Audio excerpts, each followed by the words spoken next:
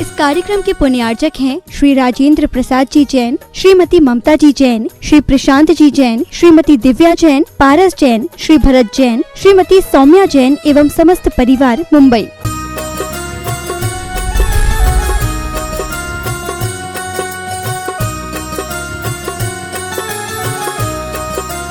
शिरोमणि आचार्य भगवान श्री विद्यासागर जी महाराज की, परम पूज्य गुणायतन प्रणेता प्रखर वक्ता भावना योग प्रवर्तक गुरुवर श्री प्रमाण सागर जी महाराज की, समस्त मुनि संघ की।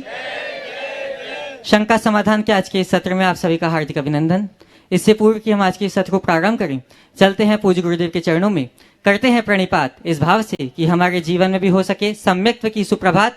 सभी लोग हाथ जोड़ेंगे, मस्तक झुकाएंगे और मेरे साथ बोलेंगे, हे गुरुदेव नमोस्तु नमोस्तु नमोस्तु। प्रथम प्रश्न के लिए मैं आमंत्रित कर रहा हूं श्रीमान विजय जी साधना जी, एडवोकेट, दिल्ली से गुणायतन ट्रस्टी, और आपके बाद तैयार रहेंगे अतुल शीतल जी, निहाल जी, वन्ना जी लाधानी, बक्सराज से गुणायतन की शिरोमणि संरक्षक। नमोस्तु गुरुदेव। इच्छामी चुल्लक जी महाराज जी। गुरुदेव, हमारी अंतरात्मा दुनिया का सबसे बड़ा न्यायालय है। हमारे द्वारा किए गए सभी सही गलत का इसे पता होता है।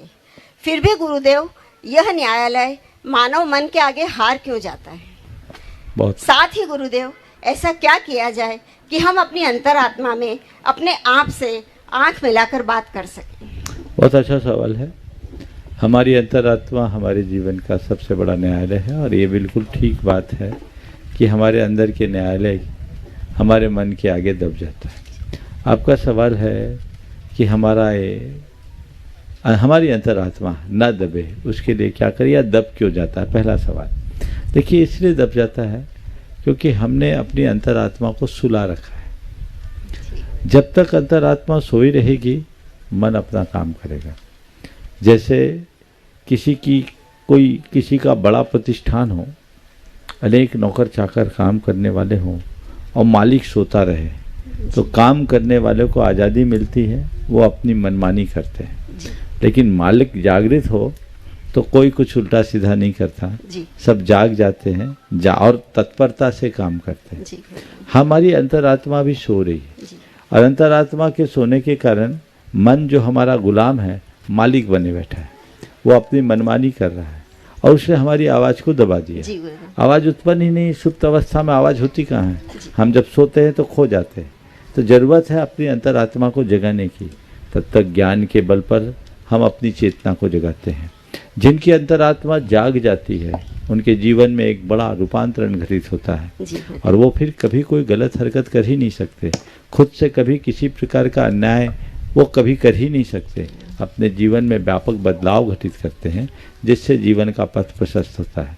तो अंतरात्मा की आवाज़ को जगाने के लिए हमें पहले अंतरात्मा को जगाना होगा। बहुत कम लोग हैं जिनको इस बात का आभास भी है कि मैं कोई एक आत्मा हूँ। हर व्यक्ति अपने द्वारा जो एक कल्पित स्वरूप है, उसे ही अपना व्यक्तित्व मानने के भ्रम में है। अपने को जो हमने अपने काल्पनिक छवि के आधार पर विस्तारित कर दिया। क्या मानते अपने आप को? मैं एक अच्छा एडवोकेट हूँ, मैं एक समाज का एक प्रतिष्ठित व्यक्ति हूँ, मैं एक बड़ा व्यवसायी हूँ, मैं करोड़पति आदमी हूँ, मेरी गणना समाज के नामी गिरामी हस्तियों में आती है। यही तो हमने अपने आप को मान रखा है। वहाँ आत्मा कहाँ है? आत्मा का जब तक आभास और एहसास नहीं होगा तो आत्मा का पता कहाँ? सो रहे अभी आत्मा का कोई अता पता नहीं। और जब तक आत्मा का एहसास नहीं, तब तक कहाँ प्रकाश? अंधेरा ही अंधेरा होगा। तो आत्मा से संवाद तब होगा जब हम आत्मा को जानेंगे, आत्मा को जगाएं, तभी हम आत्मा को पा सकेंगे। नमस्ते। श्रीमान अतुल शीतल जी, निहाल, वन्ना जी लाधानी, बक्सरा से गुणायतन की शिरोमणि संरक्षक, और आपके बाद तैयार रहेंगी श्रीमती सुधा जैन, कटनी से। गुरुदेव के चरणों में त्रिबार नमोस्तु नमोस्तु नमोस्तु। गुरुदेव, मेरा प्रश्न ये है कि आजकल संवेदनाएं बहुत जल्दी ही खत्म हो रही है। संवेदनाएं इस तरह से खत्म हो रही है कि अगर किसी की गाड़ी का एक्सीडेंट हो गया तो मोबाइल चला लिया, वीडियो उतार लिया, नहीं कि उसकी मदद करे। किसी के घर में या दुकान में आग लगी तो नहीं कि उसमें पानी डाले, उसको बुझाने की कोशिश करे, मोबाइल चला लिया, वीडियो चला लिया, देख लिया, फॉरवर्ड कर दिया। गुरुदेव, संवेदनाएं बिल्कुल ही नहीं बची कि हमें किसी की मदद करनी चाहिए या हमें कुछ अच्छा करना चाहिए। तो अगर आगे की पीढ़ी अगर ये नहीं सोचेगी तो मतलब पूरे समाज में सब कुछ इस तरह से फैल जाएगा, हिंसा का ही माहौल पूरा हो जाएगा। तो गुरुदेव, समाज को और संवेदनाओं को कैसी जगह है? बहुत अच्छी बात आपने उपस्थित की है। बढ़ती हुई संवेदनहीनता हम सबके सामने एक बहुत बड़ी चिंता का विषय है। आपने पूछा है ये संवेदना को कैसे जगाएं। संवेदना को हम तभी जगा सकते हैं जब हृदय में सअस्तित्व की भावना जगाएं। हमें इस बात का एहसास कराना चाहिए कि जैसे मेरी आत्मा है वैसे ही सबकी आत्मा है। जैसे मैं जीना चाहता हूँ वैसे ही सब जीना चाहते हैं। जैसे मुझे सुख प्रिय है वैसे ही सबको सुख प्रिय है। जैसे मैं मरना नहीं चाहता वैसे ही कोई मरना नहीं चाहता। जैसे मुझे दुख अप्रिय है वैसे ही सबको दुख अप्रिय है। ये आत्म साम्य की अनुभूति के बिना हम संवेदना कहाँ जगा सकते हैं। हम अपने भीतर की संवेदनशीलता को तभी व्यापक बना पाएंगे जब हम औरों के अस्तित्व को अपने समान माने। भगवान महावीर कहते आया तुला पयासु, संसार के सभी प्राणी को अपने समान देखो। अब ये खत्म हो गया। हमारे यहाँ तो सर्व के प्रति संवेदनशील होने का विधान है। अब तो अपनों के प्रति भी संवेदना नहीं, क्योंकि अपनत्व खत्म हो गया। और जब तक अपनत्व नहीं जगेगा, अपनों के प्रति संवेदना प्रकट नहीं होगी, जीवन का पथ प्रशस्त नहीं हो सकता। तो जीवन को सही दिशा में आगे बढ़ाने के लिए हमें चाहिए कि हम सअस्तित्व की भावना को जगाएं। सअस्तित्व से संवेदनशीलता बढ़ती है और यही वे दो तत्व हैं जिससे अहिंसा का प्रसार हो सकता है। नमोस्तु गुरुदेव, नमोस्तु। श्रीमती सुधाजी जैन कटनी से, और आपकी बात तैयार रहेंगे सुरभि सतीश जी जैन पाटन परिवार कटनी से। नमोस्तु महाराज जी। सभी महाराज जी 108 प्रमाण सागर महाराज जी को नमोस्तु। सभी चुल्लक महाराज जी के चाम। महाराज जी, मेरा ये प्रश्न है कि ग्रस्तों के लिए प्रतिमा का क्या स्वरूप है और ग्रस्त में रहते हुए कैसा सामंजस्य बैठाए कि हमारे व्रतों में दोष भी ना लगे और कोई परेशान भी ना हो। प्रतिमा तो गृहस्थों के लिए है, साधुओं के लिए नहीं। तो जो प्रतिमा का स्वरूप है वो गृहस्थों के लिए है। 12 व्रत और उनके अतिचारों को ध्यान में रखें और निर्दोष पालन करें, तब प्रतिमा फलेगी। सुरभि सतीश जी जैन पाटन परिवार कटनी से, और आपकी बात तैयार रहेंगे अनुज जी जैन कोतमा से। मुनीषी, मेरे इष्ट गुरु के चरणों में बारंबार नमोस्तु। गुरु ही मूरत भगवान की, गुरु ही चारों धाम है, गुरु चरणों में मेरा कोटि कोटि प्रणाम है। मुनीश्री जी, आप हमेशा अपने प्रवचन में 4 बातें बोलते हैं। मेरा भी प्रश्न उन्हीं 4 बातों को लेकर है कि मुनीश्री जी, दुख कैसे बढ़ता है? किसी व्यक्ति की उपेक्षा करने से, या अधिक अपेक्षा रखने से, या अनजाने में किया हुआ कार्य, अज्ञान दिशा में लिया हुआ अज्ञान? क्या ये 4 बातें दुख बढ़ाने का कारण बन सकते हैं या और भी हो सकते हैं? ये कारण बन सकते हैं, लेकिन इन सब को अगर एक में कहें तो मैं ये कह सकता हूँ मनुष्य का अज्ञान ही दुख का कारण है। यदि सही ज्ञान हो जाए तो सारा दुख समाप्त हो सकता है। नमोस्तु गुरुदेव। अनुज जी जैन कोतमा पद यात्रियों की पूरी टीम के साथ, और आपकी बात तैयार रहेंगे विक्रम जी जैन अंबिकापुर से गुणायतन ट्रस्टी। पद यात्री तो इधर बैठे हैं, बाद में होंगे। चलो बोलो। महाराज जी के चरणों में त्रिवार नमोस्तु नमोस्तु नमोस्तु। महाराज श्री, हम लोगों के जीवन में एक प्रश्न है कि महाराज जी, हम अपने जीवन में स्वयं का निर्णय तो लेते तो हैं, लेकिन उसमें हम कायम नहीं रह पाते हैं और दूसरों के निर्णय पर निर्भर रह जाते हैं, जिससे वह निर्णय सही नहीं हो पाते हैं। और हमें अपने स्वयं के निर्णय लेने में क्या करना चाहिए जिसमें हम सवित रहें? महाराज जी, आपके प्रश्न का अर्थ से मुझे ऐसा प्रतीत हो रहा है मानो आप ये कहना चाहते हैं हम अपना स्वयं निर्णय कैसे लें, दूसरों के निर्णय पर निर्भरता हमारी कैसे समाप्त हो। ये बात सही है कि जो व्यक्ति दूसरों पर निर्भर रहता है वो निर्भर ही रह जाता है, निर्भर नहीं हो पाता। लेकिन जो खुद पर निर्भर होता है वो सबका भार मिटाने में समर्थ हो सकता है। आत्मनिर्भर अपने आप को बनाने का प्रयास करना चाहिए और पर मुखापेक्षिता से स्वयं को बचाने की कोशिश होनी चाहिए। आपने जो कहा कि हम अपना निर्णय खुद कैसे लें, तो उसके लिए व्यक्ति को धीरे धीरे शुरुआत करनी चाहिए। दूसरों पर डिपेंड रहने की जगह थोड़े थोड़े निर्णय खुद से लेने की कोशिश करनी चाहिए। गलतियां करके ही इंसान सीखता है, तो कोई गलती हो जाए तो उसकी समीक्षा करे और मन ही मन संकल्प करे कि दोबारा ऐसी गलती की पुनरावृत्ति नहीं करूँगा, तो निर्णय लेने में सक्षम हो जाएंगे। लेकिन जिनके मन का आत्मविश्वास कमज़ोर होता है, कहीं मुझसे गलत ना हो जाए, कहीं मुझसे गलत ना हो जाए, कहीं मुझसे गलत ना हो जाए, वो हर काम पूछ पूछ के करने का आदी और अभ्यासी हो जाता है। और जो व्यक्ति हर काम को पूछने का आदी बन जाता है वो पर निर्भर ही बना रहता है। नहीं, आत्मविश्वास ऐसा होना चाहिए कि मुझे अब अपना रास्ता खुद तय करना है, मुझे निर्णय लेना है और जो भी निर्णय मैं लूँगा उसको सही साबित करूँगा। कदाचित गलत भी हो जाए तो अपनी दृढ़ता के बल पर उसे पलटने में समर्थ हो सकूँ। नमोस्तु महाराज, नमोस्तु। विक्रम जी जैन, अंबिकापुर से गुणायतन ट्रस्टी, पदयात्रियों के पूरे संघ के साथ। और आपके बाद तैयार रहेंगे राकेश जी, अंजू जी जैन, शिरोमणि संरक्षक गुणायतन। ओ रीवा। नमोस्तु गुरुदेव। मेरा एक छोटा सा प्रश्न है, उससे पहले मैं 4 पंक्तियों के साथ अपना प्रश्न शुरू करूंगा। पंक्तियां भी झेलना पड़ेगी, बोलो। अर्ज किया है, ना गुरु का हो पाया, ना गुरु को पा पाया, बस भीड़ में चलता रहा, गुरु की नजरों में खुद को ढूंढता रहा, चरणों में गुरुदेव के पाई मैंने दुनिया, वक्त क्या है, वक्त गुजर गया, गुजरता गया, गुरुदेव करे कभी याद ख्वाहिश करता रहा, इस आश में मेरा जीवन बढ़ता रहा, बढ़ता रहा, बढ़ता रहा।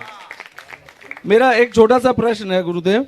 प्रश्न इस तरह से है कि एक अगर समर्पित शिष्य है किसी गुरुदेव का, तो उसको अपनी समर्पण अगर प्रस्तुत करना है गुरुदेव के आगे, तो भावना भाव के सिवा और कौन से मार्ग हो सकते हैं जिसके थ्रू वो अपना समर्पण? जो समर्पित है ना, वो समर्पण प्रस्तुत करना चाहेगा ही नहीं। स्वयं को प्रस्तुत करने की इच्छा ये बता रही है कि अपने पास कुछ बचा रखा है, समझिए। इसे इसको खत्म करो, तब समर्पण होगा। नमस्ते गुरुदेव, नमस्ते। राकेश जी, अंजू जी जैन, शिरोमणि संरक्षक गुणायतन। और आपके बाद तैयार रहेंगे डॉक्टर राजकुमार जी, शशांक जी जैन, शाहपुरा से गुणायतन ट्रस्टी। सैपरा भिटोनी। नमोस्तु भगवान, मेरे और मेरे परिवार की तरफ से कोटि कोटि नमन बंदन। इच्छामी छुल्लक जी की इच्छामी। गुरु भगवान, मेरा प्रश्न यह है कि मैंने मतलब मेरा स्वयं का ही है, मुझे अपने आप ही संकल्प विकल्प आते हैं, जबकि कोई मुझसे कभी कुछ कहता ही नहीं है, लेकिन कभी अच्छे और कभी बुरे, लेकिन मैं उनको अपने सही तरीके से सही भी कर लेती हूँ। लेकिन ये गुरुदेव कैसे सही और ज़्यादा हो जाए, और जैसे मतलब मैं कुछ अच्छा भी सोचना चाहती हूँ अपने बारे में, जैसे सामायिक करना चाहती हूँ, लेकिन महाराज जी मेरा मन ही नहीं लगता उसमें। ओ देखिए, ये समस्या आपकी नहीं सबकी। ये अच्छे बुरे संकल्प विकल्प मनुष्य में स्वभावतः आते हैं, पर किसी किसी में कुछ ओवर थिंकिंग होती है। इसको 2 माध्यमों से शांत किया जा सकता है। एक तो बड़ा सफल और अनुभूत प्रयोग है भावना योग का, दूसरा स्वाध्याय। ज्ञान प्राप्त करके हम बहुत सारा समाधान पा सकते हैं और अपने जीवन में बदलाव ला सकते हैं, इसलिए इसको देख सकते हैं। डॉक्टर राजकुमार जी, शशांक जी जैन, शहपुरा से गुणायतन ट्रस्टी। और आपके बाद तैयार रहेंगी श्रीमती विमला जी जैन, कटनी से गुणायतन ट्रस्टी। सौरभ तुम भी आ जाओ। हाँ। जगत पूज्य मुनिराज के पावन चरणों में अनंत कोटि नमोस्तु भगवान, नमोस्तु। महाराज जी, मेरा प्रश्न खेती से, कृषि से संबंधित है। आचार्य गुरुवर के पास हम लोग गए थे, एग्रीकल्चर कॉलेज के स्टूडेंट, और ऑर्गेनिक फार्मिंग या जैविक कृषि की बात बहुत होती है। और जैन समाज का दुर्भाग्य है कि हम लोग के पास बहुत ज़मीनें हैं, उसके बाद भी कोई खेती नहीं करता। और सिंपल सा एक उसका लॉजिक दिया जाता है कि बहुत हिंसा होती है, रासायनिक फर्टिलाइज़र यूज़ होते हैं और सारी विधियों से इसलिए धर्म के अनुकूल खेती है नहीं। फिर आचार्य गुरुवर ने इसका समाधान दिया कि आदिनाथ भगवान ने भी ऋषि बनो या कृषि करो का उपदेश दिया हुआ था। तो वर्तमान में महाराज जी जैसे ऑर्गेनिक फार्मिंग में यदि हम पत्तियों से या सड़ी गली चीज़ों को डिकम्पोज करके कार्बनिक खाद बनाते हैं जो विकल्प है रासायनिक खाद का, तो क्या वो धर्म की दृष्टि से उसमें हिंसा का दोष हमको लगता है? और जैसे लोग बोलते हैं कि हमने अपनी खेती सिक्की पे दे दी और कोई दूसरा खेती कर रहा है तो इसलिए जो हिंसा का दोष होगा हमको नहीं लगेगा, उसको लगेगा। तो ये बात कहाँ तक मतलब उचित है महाराज जी? देखिए, पहली बात कि खेती में हिंसा होती है, यह अवधारणा ठीक नहीं। खेती में हिंसा होती है, सत्य है, पर हमारे शास्त्रों में खेती की हिंसा को स्वीकार किया गया, पर हिंसा की खेती का निषेध किया गया। मैं दोहरा रहा हूँ, खेती में हिंसा होना और हिंसा की खेती करना, इससे बचो। इसे आरंभी हिंसा के अंतर्गत कहा गया। आप कोई भी कार्य करेंगे प्रत्यक्ष अप्रत्यक्ष रूप से हिंसा तो होगी, लेकिन यदि कोई व्यक्ति परंपरागत तरीके से खेती करता है जिसमें किसी भी प्रकार की संकल्पी हिंसा की कोई संभावना नहीं है, तो वो गृहस्थ के लिए क्षम्य है। क्योंकि किसान अगर खेती नहीं करेगा, अनाज और फसल का उत्पादन नहीं होगा तो खाएंगे क्या? इसलिए भगवान ऋषभदेव ने षटकर्मों में कृषि कर्म को रखा, जो एक आर्य कर्म है, उत्तम कर्म है। कृषि और पशुपालन दोनों इसी के अंतर्गत आते हैं, ये किया जा सकता है। लेकिन इसमें कीटनाशकों, रासायनिक उर्वरकों और इस तरह के खादों का अंधाधुंध प्रयोग कतई उचित नहीं है। ये हिंसा है, इससे बचना चाहिए। और आज पूरे विश्व में इस पर बहुत गंभीर चर्चा हो रही है, सब लोग इसकी वकालत भी कर रहे हैं। तरह तरह की बीमारियां भी इससे लोगों के अंदर प्रकट हो रही है, जो बहुत गंभीर चिंता का विषय है। इसलिए अगर कोई खेती करता है तो उसे करने की पूर्ण स्वतंत्रता है, करना भी चाहिए, वो उसका कर्तव्य है गृहस्थ का। हमारे देश में एक कहावत, उत्तम खेती मध्यम बान, अधम चाकरी दुख निदान। तो खेती को उत्तम कर्म कहा है, खेती आर्य कर्म है, खेती करने का निषेध कहीं नहीं, लेकिन पारंपरिक कृषि होनी चाहिए। आजकल जिस तरह की खेती का चलन हो गया, वो हिंसा, उससे बचना चाहिए। आपका जो दूसरा सवाल है कि हमने दूसरों को ज़मीन सौंप दी, अब वो जो करे हमको पाप थोड़ी लगेगा। तो कोई दूसरा मारेगा और तुमने मारने के लिए अपना मैदान दे दिया तो तुम पाप के भागी नहीं होगे क्या? सिक्किमी का पैसा ले रहे हो कि नहीं ले रहे हो? हजारों हजार रुपया लेते हो आप लोग, तो वो कीटनाशकों का प्रयोग कर रहा है, कीटनाशक से जो जीवों की हिंसा हो रही है उसके भागीदार आप बन रहे हो। इसलिए जो ये सोच करके कि हम दूसरों को सौंप दे रहे हैं, मेरे ख्याल से 5-7 हज़ार रुपये एकड़ से कम तो मिलता नहीं होगा। ज़्यादा मिलता है, 50,000 रुपये। 50,000 रुपये एकड़, 30-40 हज़ार। ये गोटे गांव वाले खड़े हैं, उधर ज़्यादा चलता है, सैपरा गोटे गांव तो गढ़ है। तो ये अब 30-40 हज़ार रुपये एकड़ की जो तुम्हारी कमाई हो रही है, ये कमाई किससे दे रहा है? वो कमा रहा है तब दे रहा है ना। तो वो कीटनाशकों का प्रयोग करके अगर कर रहा है तो आप महापाप के भागी हैं।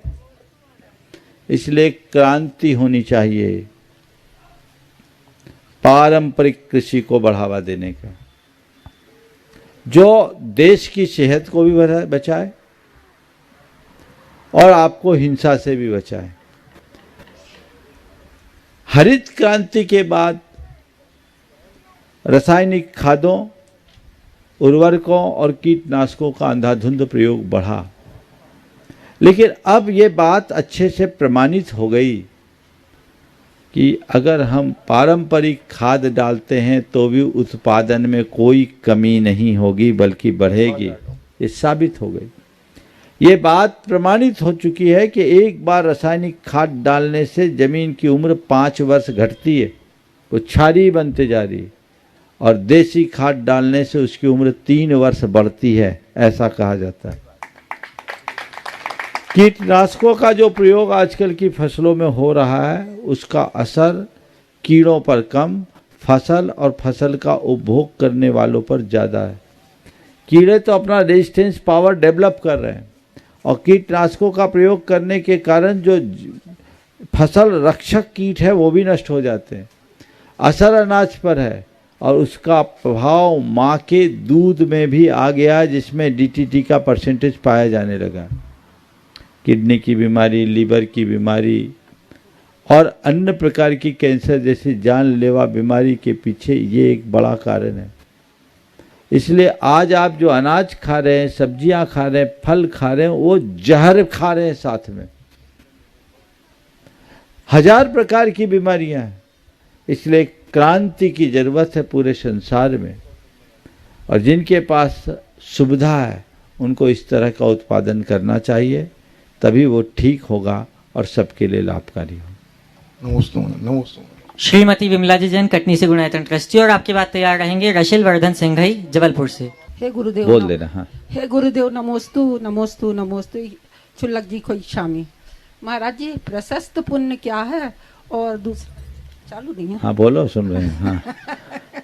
और दूसरा, महाराज जी भरत चक्रवर्ती के 99 पुत्र निगोस से निकल के आए थे और मनुष्य भाव धारण किया और उसी भाव से वे मोक्ष चले गए। इस बीच उनने कौन सा ऐसा पुण्य बांधा कि वो मोक्ष को प्राप्त हो गए? देखिए, सबसे पहली बात, आगम में प्रशस्त और अप्रशस्त पुण्य की बात नहीं की गई।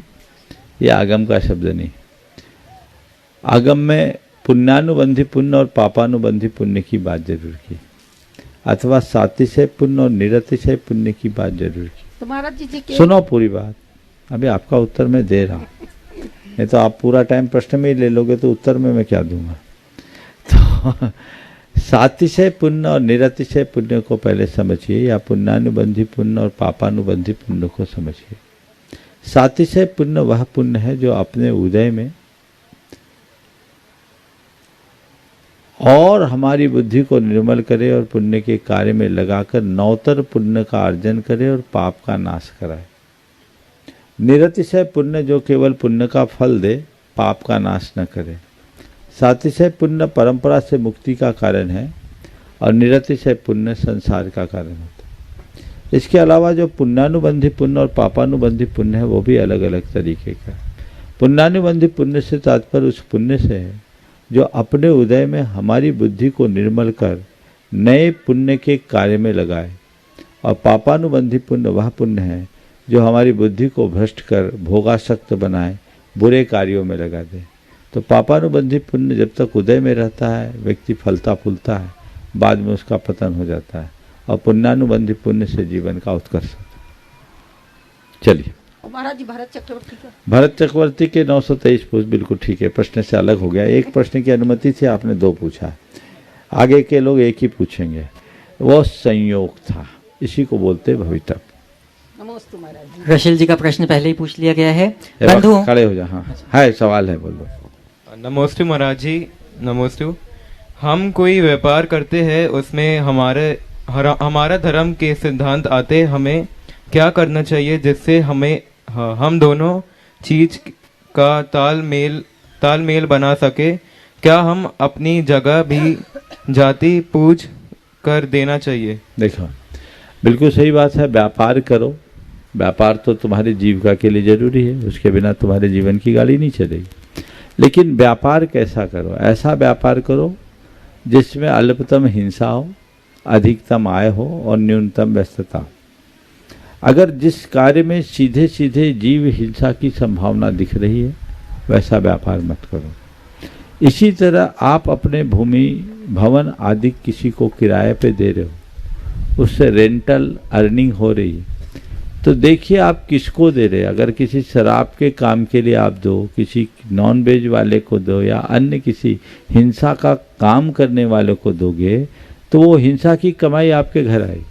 ऐसा व्यापार नहीं होना चाहिए। नमस्ते बंधु, इस अष्टानी का मास में गुणायतन के शिरोमणि संरक्षक व्रति श्रावक ब्रह्मचारी डीसीजी जैन ने अष्टानी की उपवास सानंद संपन्न किए हैं। वह आज पूज्य गुरुदेव के चरणों में अपने व्रति परिवार के साथ चरण वंदनार्थ पधारे हैं। मैं चाहूंगा आप सभी उनकी तपोनिष्ठा की भूरी भूरी प्रशंसा करें और वो अपना प्रश्न प्रस्तुत करें। आपके बाद तैयार रहेंगे संजीव जी जैन पिंकू कटनी से। नमोस्तु महाराज श्री, नमोस्तु नमोस्तु पूरे परिवार का नमोस्तु महाराज जी। चुल्लक जी महाराज को इच्छामी महाराज, एक तो मैं कहानी का प्रश्न है धर्म के पथ पर चलने वालों की प्रारंभिक अवस्था में तप त्याग व भावना में क्रम से क्या रखा जाए? भावना के बारे में कह सकते हो हमारे ओ पहले तो मैं चाहूँगा जोरदार अभिनंदन कीजिए। आपके कटनी में ही इन्होंने मुनि श्री प्रणव सागर जी के सानिध्य में इस बार 8 उपवास किया। पिछली 28 में हमारे पास थे। आपके सानिध्य में किया था। इस उम्र में भी लगातार इस तरह लगना, और गुणायतन के शिरोमणि संरक्षक भी हैं। बहुत अच्छी बात है, आपके उपवास की साधना निर्बाध हुई, पारना आज ही हुई, वो आपकी बोली से लग रही है। आपने पूछा है कि धर्म के क्षेत्र में प्रारंभिक चरण में चलने वाले लोगों को त्याग तप और भावना में किसको प्रधानता देनी चाहिए?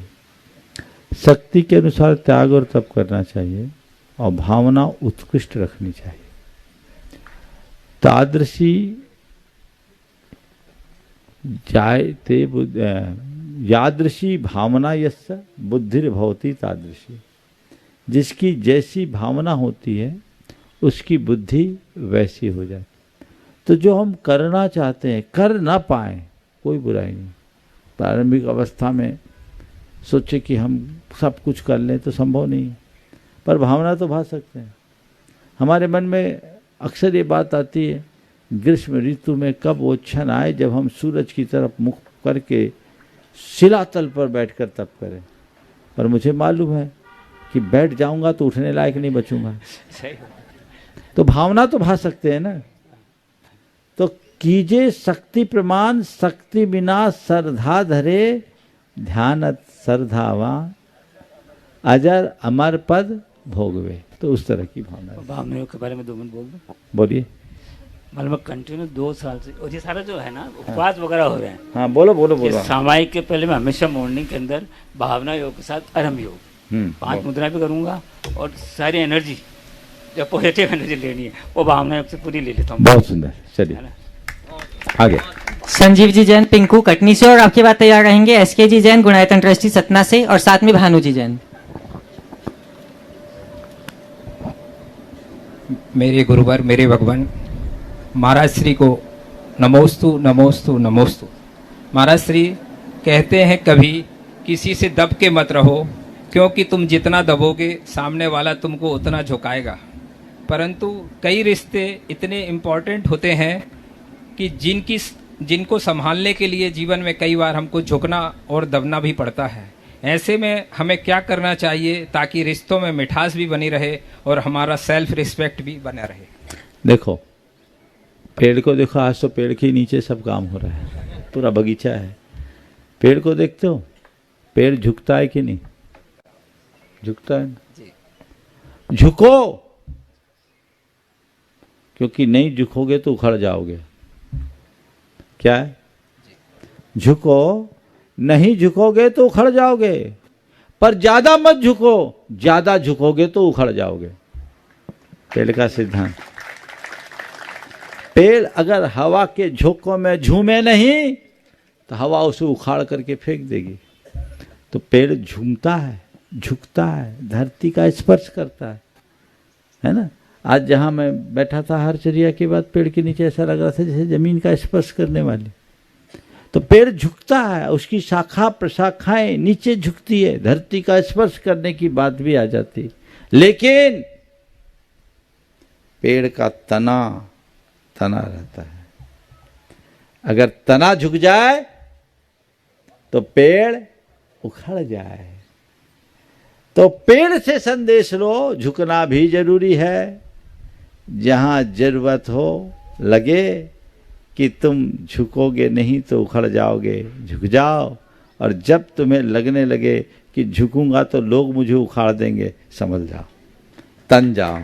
ये व्यवस्था बनाकर चलो तो जीवन व्यवस्थित होगा।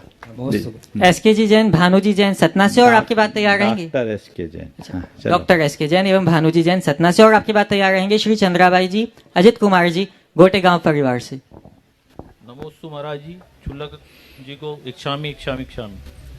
महाराज जी मेरा ये सवाल नहीं है, समाधान चाहिए। एक धर्म सभा में एक चर्चा चल रही थी, शांति। हाँ, चर्चा चल रही थी कि जिसको किडनी की बीमारी हो जाए और उसके लिए किडनी ट्रांसप्लांट करवाना बहुत ज़रूरी हो, तो ये बात चली कि किडनी ट्रांसप्लांट ना करा के उसको प्रतिमा लेके और कुछ दिन बाद समाधि मरण लेके आगे जीवन नहीं चलाना चाहिए।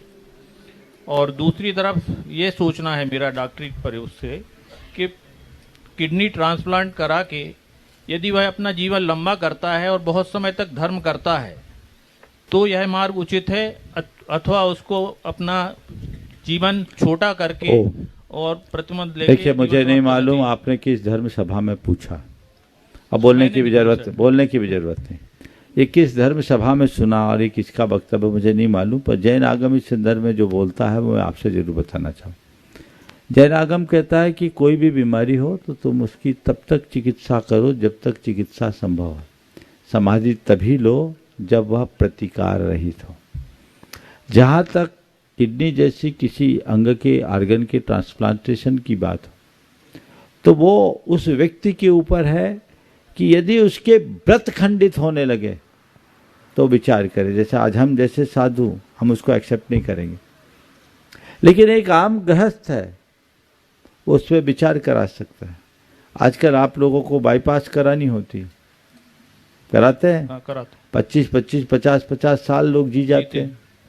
तो ये अगर वो जी रहा है, अगर उसकी चिकित्सा संभव है और उस चिकित्सा में पूर्ण सफलता की उम्मीद है, तो फिर उसके लिए इस तरह का उपदेश देना अनुचित है। आगम में भी ऐसा कहीं निषेध नहीं है। हमारे यहाँ का जब नहीं प्रतिकार्य हो, यहाँ तो प्रतिकार संभव है, तो प्रतिकार संभव है तो संलेखना क्यों? संलेखना तो अंतिम बात है। और आप तो एक डॉक्टर हो जी, आपको पूरा पता रहता है किस में कितनी चांस है, मालूम रहता है। वो डॉक्टर की बात नहीं कर रहा हूं जिसको अपने से मतलब है, पेशेंट से नहीं। लेकिन जो डॉक्टर सही अर्थ में चिकित्सक है वो पेशेंट को सही सलाह भी दे देता है। यदि लगता है कि प्रतिकार की संभावना नहीं है तो हमें इसे अपना कर्मोदय स्वीकार कर जीवन की दिशा बदलनी चाहिए। नमस्कार। श्री चंदाबाई जी, अजित कुमार जी, गोटेगांव परिवार, और आपकी बात तैयार रहेंगे विजय जी गंगवाल गुवाहाटी से। गुरुदेव के चरणों में नमोस्तु नमोस्तु नमोस्तु। इच्छामी महाराज जी, इच्छामी महाराज जी।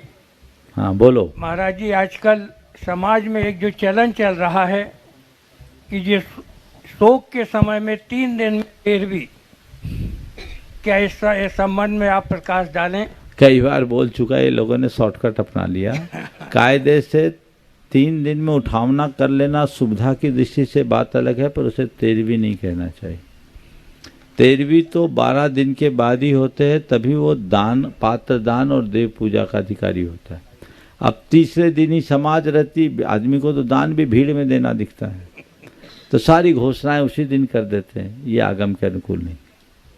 नमोस्तु महाराज जी, नमोस्तु। मुनि श्री के पावन चरणों में मेरा परिवार और मेरा और दिगंबर जैन समाज गुवाहाटी का नमोस्तु नमोस्तु।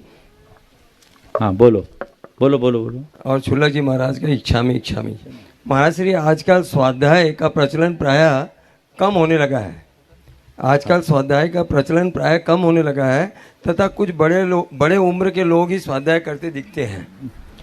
ऐसा हम क्या कर सकते हैं कि स्वाध्याय या क्लास हो और उसमें हम युवाओं को जोड़ सकें?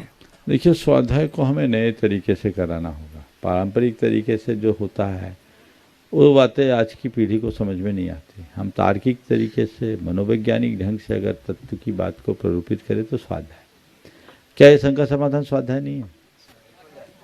लोग लाभान्वित हो रहे हैं, युवा पीढ़ी भी जुड़ रही है, तो हमें कोई भी स्वाध्याय है उसका स्वरूप सुनिश्चित करना चाहिए। नमस्ते गुरु। अगले प्रश्न के लिए मैं आवाज दे रहा हूँ तपन जी को, गुणायतन की जो होनहार शिल्पकार हैं, और आपके बाद तैयार रहेंगे अरिहंत जी बिट्टू, कटनी से, गुणायतन की शिरोमणि संरक्षक। होनहार नहीं, सिद्धहस्त शिल्पकार है। दे होनहार और शिल्पहस्त में बहुत अंतर। हाँ, शब्द अच्छा दो। एक बार जोरदार अभिनंदन करिए। इसकी कृतियों को आप अगर गुणायतन जा गए हों तो देखे होंगे। ये वहाँ की जितनी भी रूप का काम है, मूर्तियाँ हैं और डिजाइन है, ये इसके हाथ से उकेरी हुई है। आज भी एक छोटी सी मूर्ति मेरे पास लेकर आया, मन मुग्ध हो गया देखकर। बहुत सिद्ध हस्तशिल्पी है, एक बार पुनः इसका अभिनंदन करें। और ये रात्रि भोजन का त्यागी है, सारे नियम संयम के साथ रहता है, समझ गए। मूर्तियों का निर्माण भी पूरी साधना के साथ संपन्न करने वाला, गुरुदेव का पूर्ण आशीर्वाद इसको प्राप्त है। बहुत अच्छी बात है, सवाल करो। हाँ, नमस्ते गुरुदेव। परिवार खुशी के लिए हमको क्या करना पड़ेगा? जो परिवार की खुशी के लिए क्या करना है, बहुत सुंदर है, बहुत अच्छा छोटा सा सवाल है पर बहुत गहरा है। प्राय लोग परिवार की खुशी केवल पैसों से देखते हैं। मैं जितना पैसा जोड़ लूं, जितना पैसा कमा लूं, परिवार को उतना खुशी मिलेगी, नहीं। पैसे से खुशी मिलती है, पर पैसे से ज्यादा प्रेम है। पैसा तुम्हारे पास कितना हो, परस्पर में प्रेम नहीं है तो कोई खुशी होगी क्या? सब एक दूसरे को देखे मुंह बनाए फिरेंगे। तो परिवार की खुशी के लिए एक दूसरे के प्रति प्रेम होना चाहिए, प्रेम के साथ संवाद होना चाहिए। समय दो, एक दूसरे के पूरक और प्रेरक बनो, सबको साथ लेकर चलने की वृत्ति हो, सब एक दूसरे का कद्र करने के आदी और अभ्यासी हो, एक दूसरे को लोग प्रोत्साहित करें, तो परिवार में खुशी मिल सकती है। और गुरुदेव मेरा एक प्रश्न था, और आप गुणायतन आप कब? हाँ, देख बाबा, अब तो निकल आया, मुझे भी पता नहीं कब आएंगे। भावना भाव, बहुत सुंदर। अरिहंत जी बिट्टू, और आपके बाद तैयार रहेंगे विमल कुमार जी, गोल्डी जी, चंद्र कुमार जी, अमर पाटन समाज से आए सभी सदस्यों के साथ। चलो। महाराज श्री के चरणों में त्रिबार नमोस्तु नमोस्तु नमोस्तु। छुल्लक महाराज जी के चरणों में इच्छामी। महाराज श्री, आजकल फास्ट फूड का चलन जोर शोर से चल रहा है। आज की युवा पीढ़ी तो इस पर निर्भर सी हो गई है, और हमारे आचार्य गुरुवर हमेशा कहते थे कि फास्ट फूड नहीं, फास्ट फूड अपनाएं। तो महाराज श्री, मैं आपके माध्यम से इस दिशा में मार्गदर्शन चाहता हूँ। देखिए, ये बहुत ही गंभीर विषय है। फास्ट फूड के परिणाम तो देख ही रहे हैं। वस्तुतः व्यक्ति को भोजन के उद्देश्य को समझना चाहिए। हम भोजन किस लिए कर रहे हैं? 3 उद्देश्य है भोजन का। एक है स्वास्थ्य, एक है स्वाद, एक है स्वास्थ्य, और तीसरा है साधना। स्वाद के लिए भोजन करने वाले हमेशा रोगी बने रहते हैं। भोगी रोगी बनेगा। भोजन का स्वाद लो, पर स्वाद के लिए भोजन मत करो, क्योंकि जीभ पेट की स्थिति नहीं देखती। और आजकल आप लोग डालते रहते हैं। आपके शरीर में बहुत सारा विषाक्त पदार्थ भरा रहता है, जो अनावश्यक होता है। वो टॉक्सिन्स ढेर सारी बीमारियों के कारण बन जाते हैं। इसलिए स्वाद के लिए खाने की वृत्ति से बचो। भोगी स्वाद के लिए खाता है और रोगी स्वास्थ्य के लिए खाता है। डॉक्टर ने मना कर दिया तो जितना डॉक्टर ने बोला उतना ही करो। अपेक्षाकृत ये ठीक है कि हम स्वास्थ्य की चिंता करते हुए, स्वास्थ्य के प्रति सजग होते हुए भोजन करें। स्वाद ले, लेकिन उसी का जो तुम्हारे शरीर के अनुकूल हो। चाहे जो चीज आप पेट में मत डालिए, आपके शरीर में बहुत ज्यादा कार्बोहाइड्रेट की मात्रा आजकल जो बढ़ रही है, वो हमारे शरीर के फैट के साथ टॉक्सिन के रूप में जमा रहता है और ढेर सारी बीमारियों को जन्म देता है। उनको हटाना है। उतना ही लीजिए जिससे आपका शरीर आपके लिए ऊर्जावान बना रहे। आप चाहे जो चाहे जब दोगे तो ठीक नहीं है। आजकल ऑटोफेजी और इंटरमीडिएट मील का सिद्धांत जो विकसित हुआ, उन्होंने ये बताया कि व्यक्ति को उपवास करना चाहिए अथवा 2 भोजन में कम से कम 8 घंटे का अंतराल होना चाहिए। हाँ, इंटरमीडिएट फास्ट। तो ये चीजें क्यों? मैदे की चीजों से बचने की बात सब कहने लगे। फास्ट फूड में क्या होता है? मैदा, चीनी, शक्कर, ये सब चीजें आपके शरीर के लिए जहर है। आप लंबी जिंदगी और निरोगी काया पाना चाहते हैं तो बिल्कुल सात्विक और संतुलित भोजन लीजिए। आप ज़्यादा एनर्जेटिक रहोगे और लाभान्वित होंगे। साधना के लिए भोजन करना भोजन का सबसे अच्छा उपयोग है। तो मतलब इस तरह का भोजन करो कि भोजन को पचाने के लिए तुम्हें अतिरिक्त प्रयत्न करने की जरूरत ना हो और तुम्हारा शरीर तुम्हारे इतने अनुकूल हो कि तुम दिन भर इसे खटा सको। ये प्रयास होना चाहिए। इसलिए आज जो फास्ट फूड का चलन है, आने वाले दिनों में वो खाने ही लायक न बचे, ऐसी स्थिति नहीं बननी चाहिए। नमोस्तु। विमल कुमार जी, गोल्डी जी, चंद्र कुमार जी अमरपाटन से, और आपके बाद सरावगी परिवार।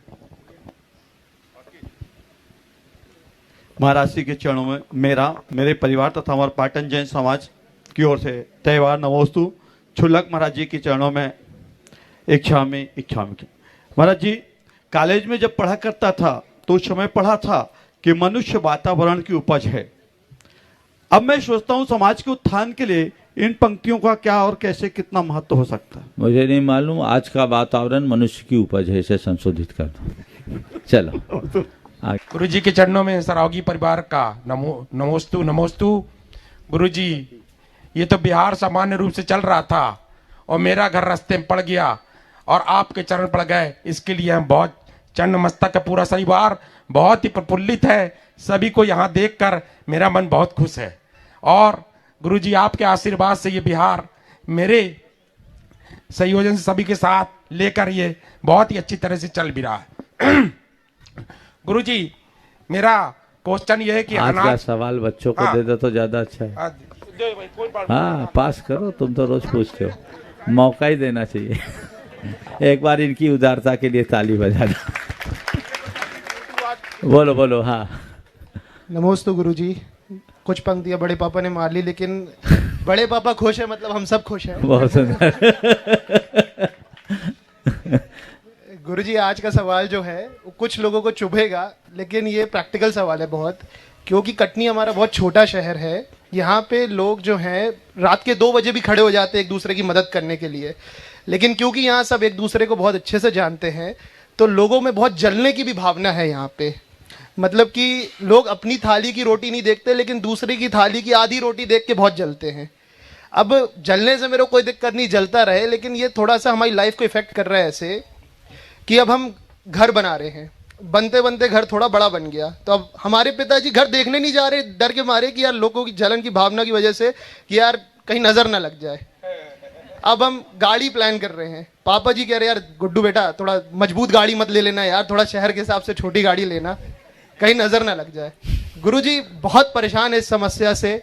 हम पूरी मेहनत से पैसा कमा रहे हैं, सब सही इनकम टैक्स भी पूरा भर रहे हैं, पूरे सोशल ऑब्लिगेशन भी पूरे कर रहे हैं, चैरिटी भी पूरी कर रहे हैं। अगर उसमें से कुछ पैसा हम अपने लिए प्रयोग कर रहे हैं तो क्या हम गलत कर रहे हैं गुरुजी? बहुत सुंदर। देखो, सवाल नजर लगने का है। नजर मजर तो नहीं लगती, पर नजरों में आ जरूर जाते हैं। छोटी बड़ी जगहों में थोड़ा अंतर तो होता है।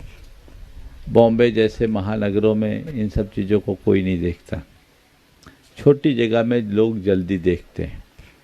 हालांकि कोई हमसे जले तो हमें उससे बिल्कुल प्रभावित नहीं होना चाहिए, हमें अपना काम करना चाहिए और हमेशा सबके प्रति सकारात्मक दृष्टिकोण रखना चाहिए।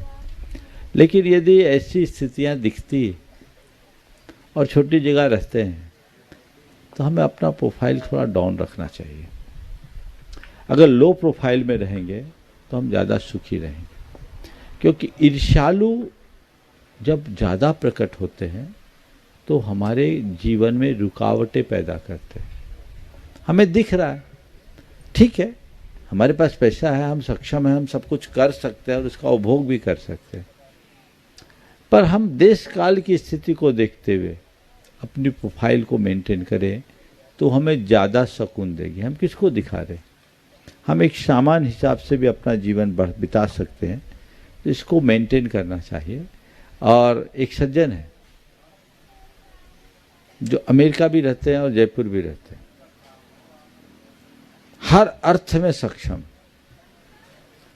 लेकिन उन्होंने जयपुर में बहुत साधारण गाड़ी ही रखी, कभी लग्जरी गाड़ी नहीं रखी। उनसे किसी ने बोला आप तो सब गाड़ी रख सकते हैं, बोले रख तो सकता हूं पर मुझे जरूरत नहीं है, मुझे रहना भी बहुत थोड़ा है। यहाँ मैं किसको दिखाऊं? मेरा यहाँ का स्टेटस यही है तो मैं यही रखता हूँ।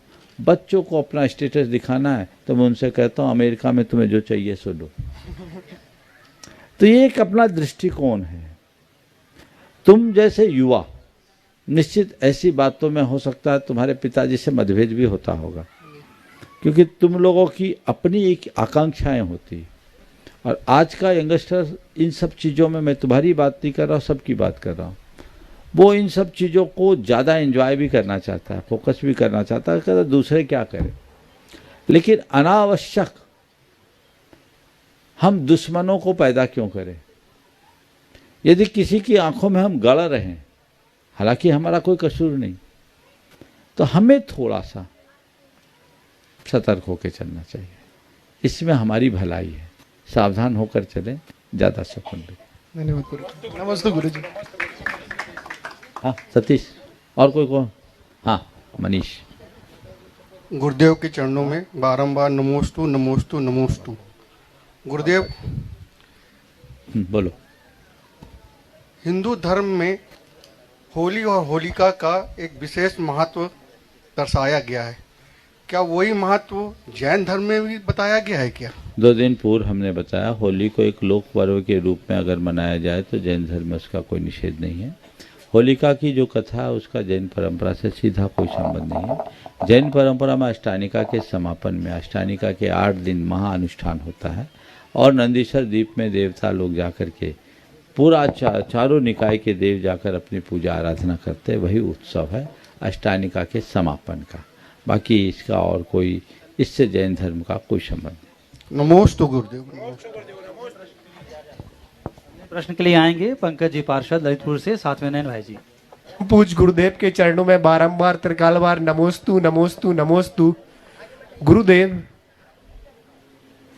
महाराज जी, आज लोग प्रतिमा की पूजा भगवान को पाने के लिए नहीं बल्कि धन, दुकान, जमीन, जायदाद, सुख सुविधा और स्वर्ग पाने के लिए क्यों करते हैं?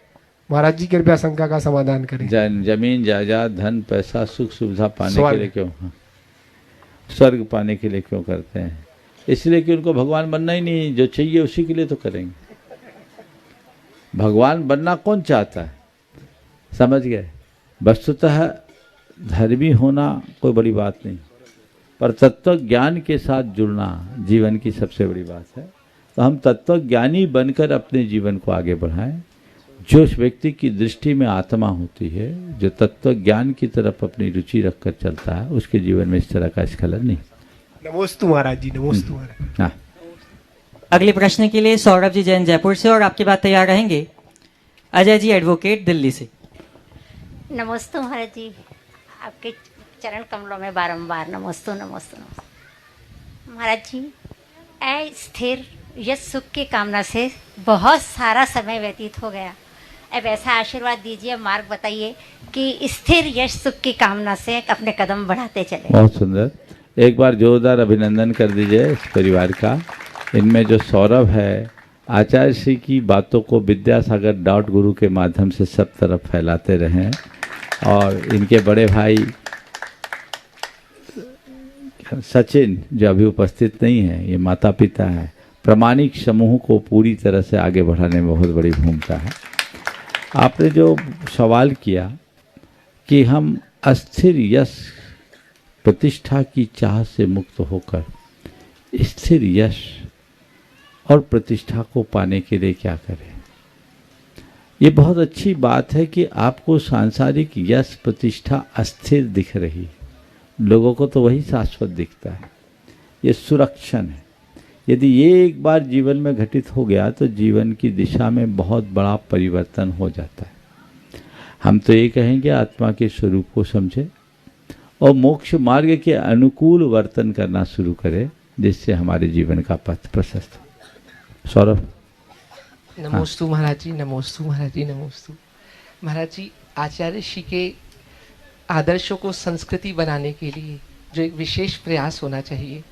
अभी मैंने एक छोटा सा कोशिश करी थी, नंदीश्वर भक्ति लोगों को पढ़ाने के लिए कहा, अष्टानिका पर्व थी। तो महाराज जी, मेरी एक इच्छा है कि जो आचार्य श्री के पुराने प्रवचन हैं और जिस पे कहीं महाराज जी माता जी ने कुछ पुस्तकें भी लिखी है, जैसे समयोपदेश वगैरह, इन सबको कंबाइन करके एक ऑनलाइन कोर्स बनाया जाए या कोई ऐसी चीज की जाए कि आपका प्रस्ताव बहुत अच्छा है, इस मंच का विषय नहीं है, जरूर इस पर काम करना चाहिए। आगे अजय जी एडवोकेट दिल्ली से, और आपकी बात तैयार रहेंगे शुमाली जी जैन जबलपुर से।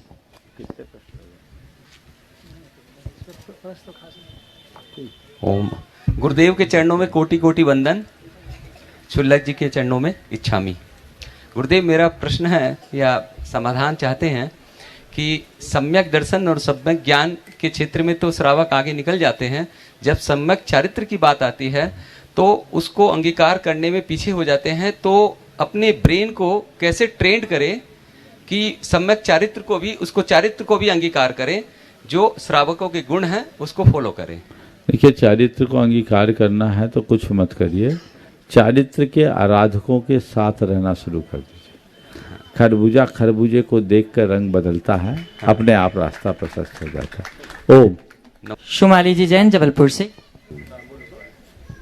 नमोस्तु महाराज जी, मेरा प्रश्न ये है कि आचार्य का सपना था कि सारी लड़कियां प्रतिभा स्थली में पढ़ें और उनको अच्छे संस्कार मिलें।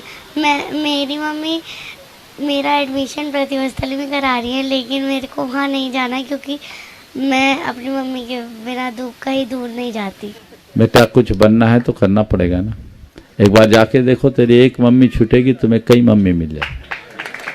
समझ गए? अपने आप को कुछ बनाना चाहती हो तो बस सोच लो कि जो गुरुजी ने सोचा हमें वही और केवल वही करना है। समझ गए? चलिए, समय आप सबका हो गया, यहीं पर विराम। बोलिए परम पूज आचार्य गुरुवर श्री विद्यासागर जी महाराज, परम पूज्य गुरुवर श्री प्रमाण सागर जी महाराज की। इस कार्यक्रम के पुण्यार्चक थे श्री राजेंद्र प्रसाद जी जैन, श्रीमती ममता जी जैन, श्री प्रशांत जी जैन, श्रीमती दिव्या जैन, पारस जैन, श्री भरत जैन, श्रीमती सौम्या जैन एवं समस्त परिवार, मुंबई।